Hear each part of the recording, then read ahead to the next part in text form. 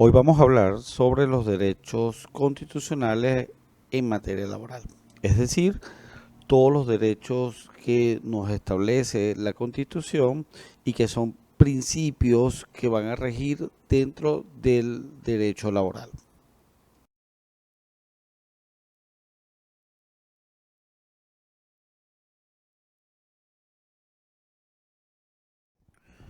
Los derechos constitucionales laborales van a estar establecidos a partir del artículo 89.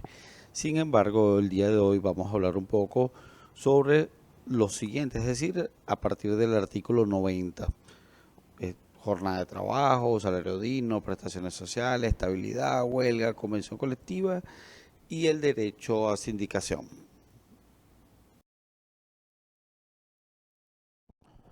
El artículo 90 está referido sobre la jornada de trabajo.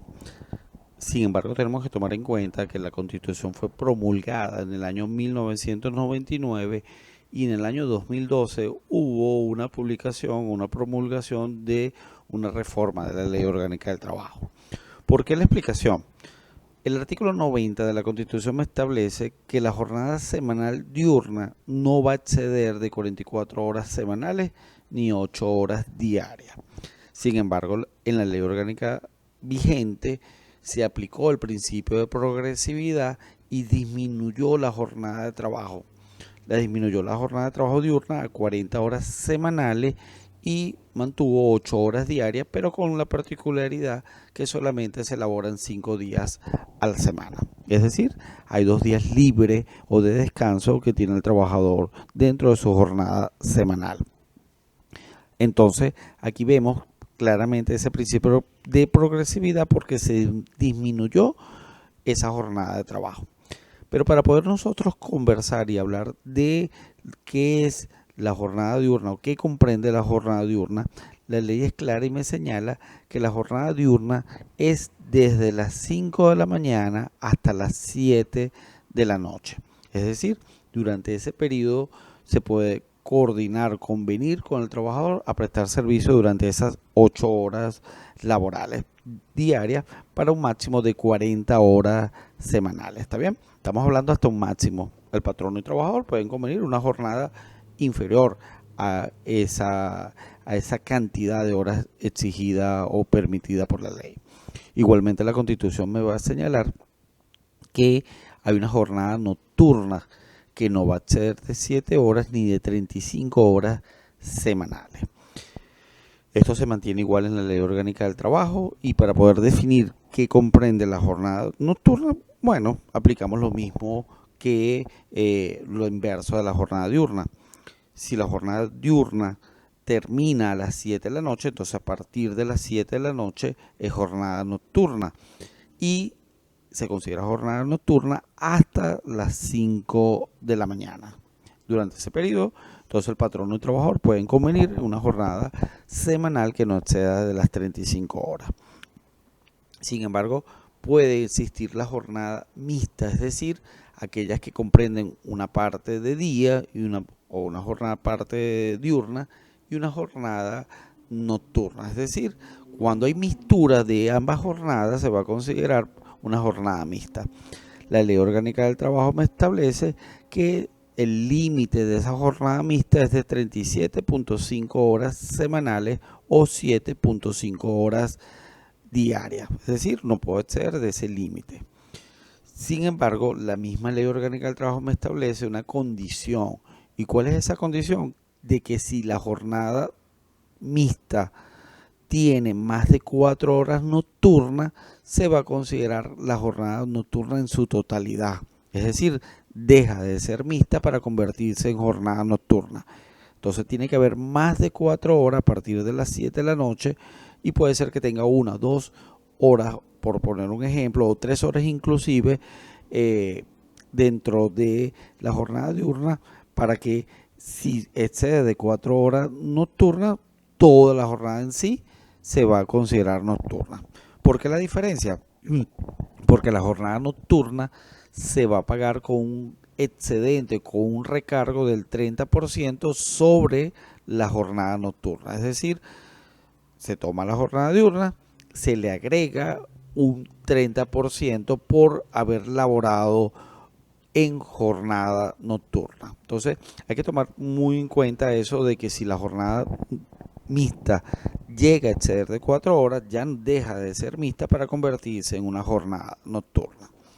Cuando hablamos de límites semanales o límites diarias, es porque nadie está obligado a prestar servicio en horas extraordinarias. Es decir, ni el trabajador puede exigirla, ni el patrono puede obligar a un trabajador a prestar servicio dentro de una jornada en extenso, es decir, más allá de la jornada normal, es decir, en horas extraordinarias.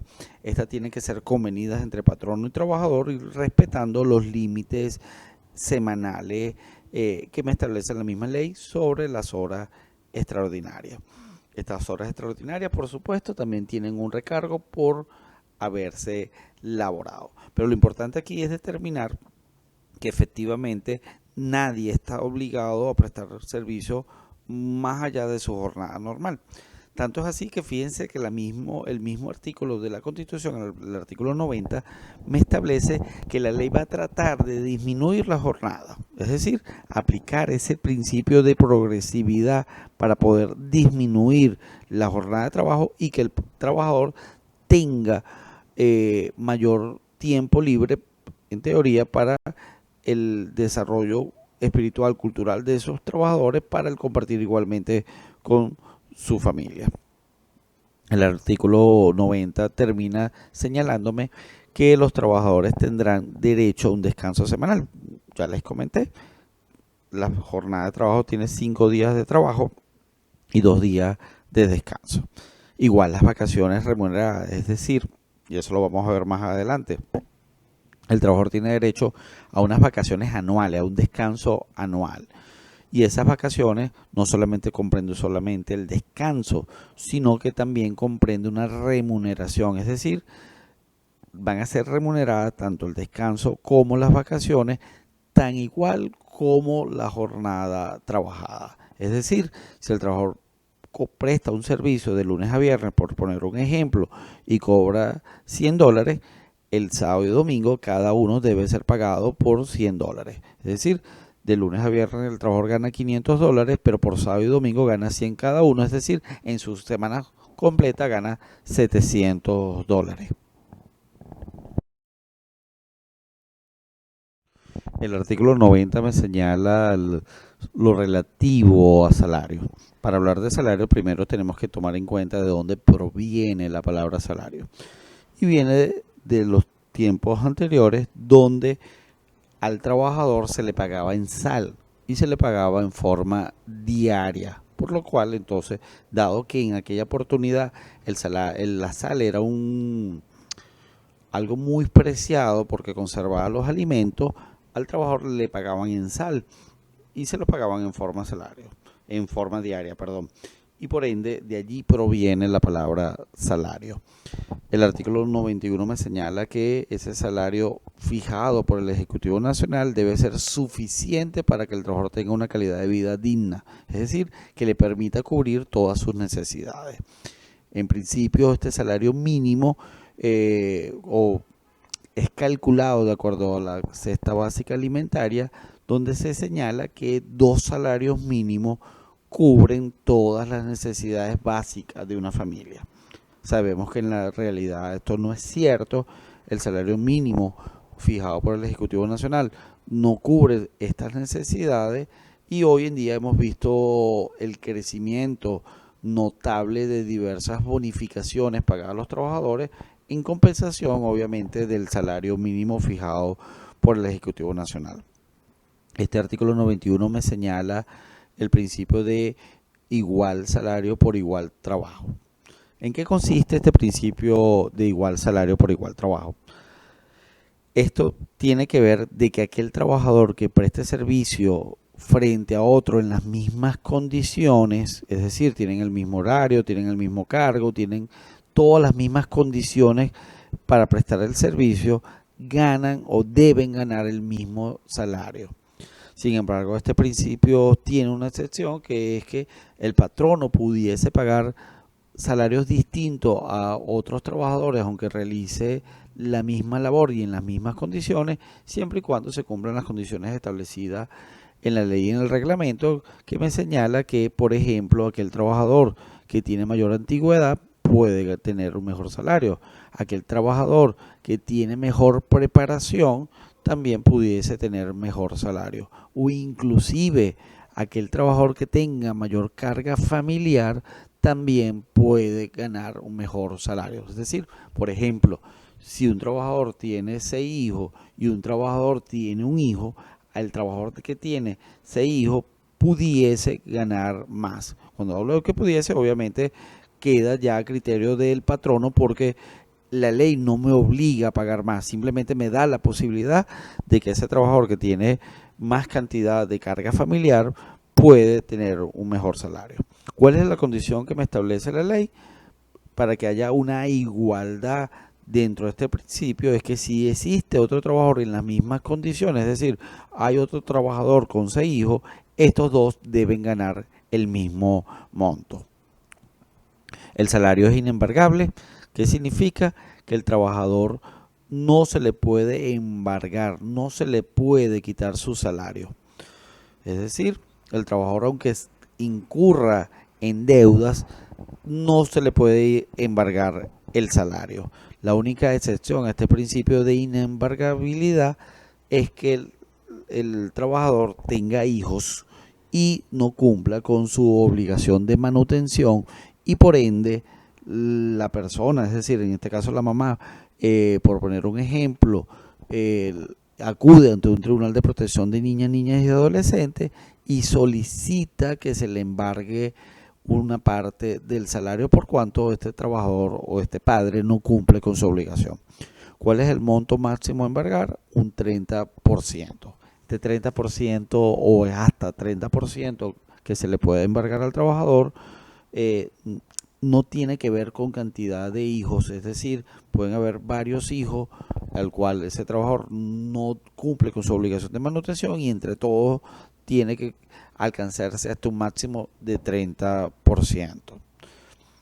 Igualmente, el mismo artículo 91 me señala que el trabajador va a tener participación en los beneficios de la empresa. Es decir, la empresa, cuando tiene su giro comercial, tiene unos beneficios. Es decir, tiene una utilidad, tiene una renta, tiene una ganancia. Y al tener esta ganancia, estas empresas, el trabajador participa en estas ganancias, que es lo que nosotros conocemos como las utilidades.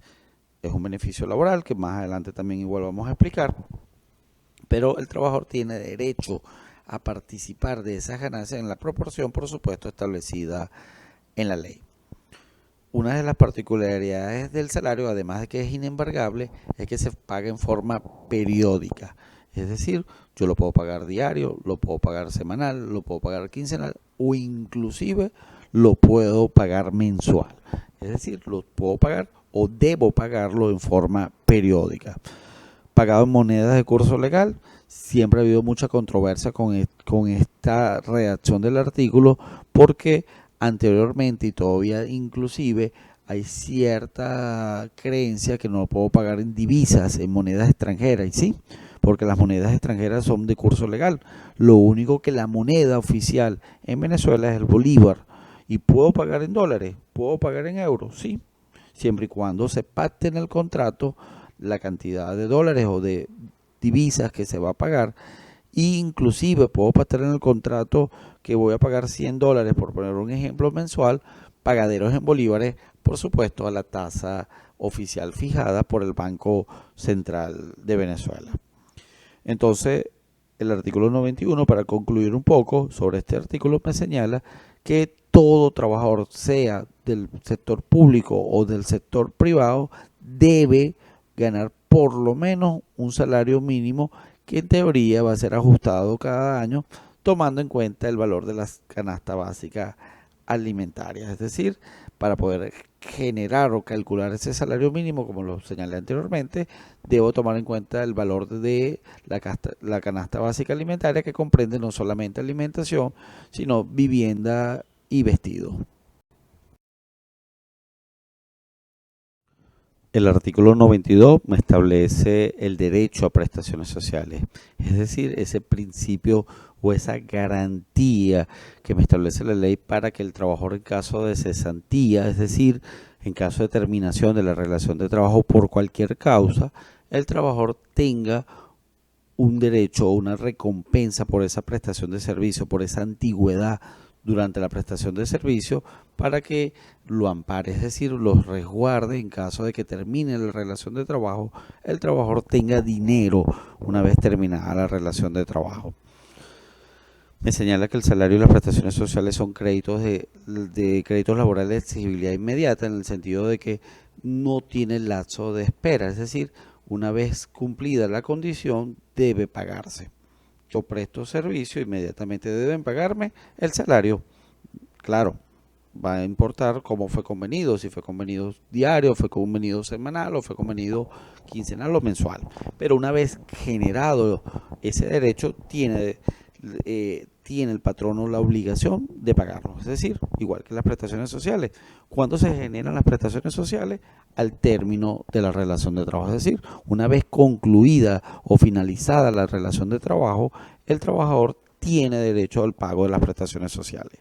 Sin embargo, extrañamente, la Ley Orgánica del Trabajo me establece un lapso de 5 días para pagar las prestaciones sociales, lo cual me parece un error de la ley, ya que si la misma Constitución me establece que debe ser pagado en forma inmediata, ¿por qué la ley otorga un plazo para el pago?